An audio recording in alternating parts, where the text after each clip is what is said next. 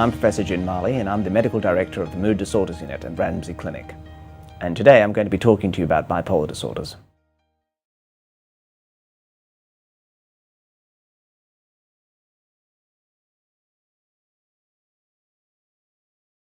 So this is an interesting question, the difference between depression and bipolar disorder. It really comes down to the natural history of the two illnesses.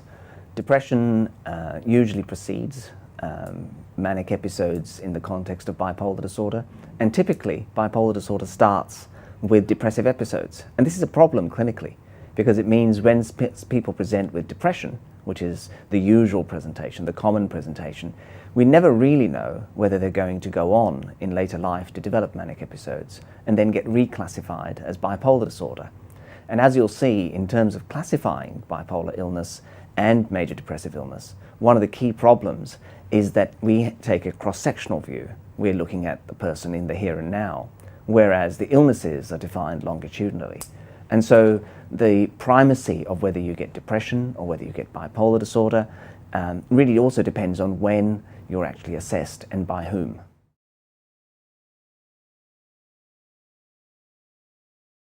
So in terms of the types of bipolar disorder, it used to be called manic depressive illness and then got reclassified and described as bipolar, and then subsequently has been further categorized as bipolar 1, bipolar 2, and now they're even bipolar 3. So there are many subtypes of the illness, but the key difference is that you have mania, this period where the person feels elated, irritable, doesn't need to have any sleep, has wonderful ideas, feels that they're on top of the world, lots and lots of energy.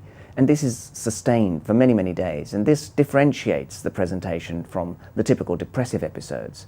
Those episodes are very similar to major depression, where the person actually can't get out of bed, can't engage, can't function, can't think, and feels very miserable. And so bipolar disorder has both poles, and that's why it's called bipolar. So you've got depression, and you've got mania, and you've got admixtures of the two. And you can imagine that you can get all sorts of patterns, both with the highs and lows, and as a consequence you have many subtypes and patterns of bipolar disorder. So a really interesting question is the etiology or cause of the illness. Where does it come from? And this is often a question we are asked both in terms of the person experiencing the illness, but more importantly, people who have already been diagnosed with the illness often ask, will my son or daughter or grandchild get this particular illness? Now there's definitely a genetic loading, and what I mean by that is that if you have the illness within the family, you are more likely to have bipolar disorder, but the risk is actually quite minimal.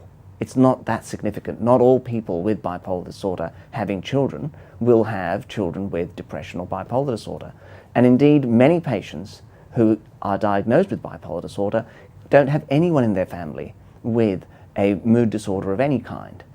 So genetics plays a role, but it's not the whole story. And what's really interesting in terms of the research that's been taking place worldwide in recent years is that we've begun to understand the early developmental history, the environment in which you grow up, and the impact that has, both on your genetic makeup, but also the development of your mind. And that's where I think the etiology starts, or the causes of bipolar disorder can be traced back to. So in terms of the onset and what are the early symptoms of bipolar disorder, it's really trying to differentiate what's mania in the context of normal mood and also sometimes in the context of depression. And so the key symptoms are the change in mood, the change in energy, the drive and the motivation, the wonderful ideas that people get. And this is a contrast to the normal. And the way we define it is essentially that it's longer, more sustained and more severe.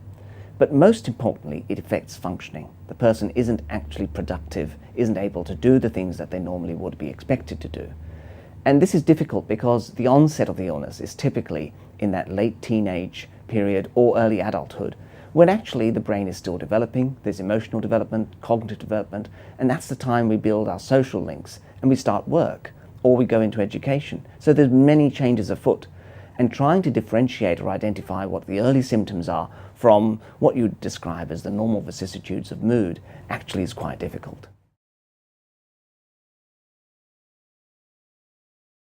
So in terms of identifying those that are vulnerable or most likely to develop the illness, the key facets are genetics and one's environment.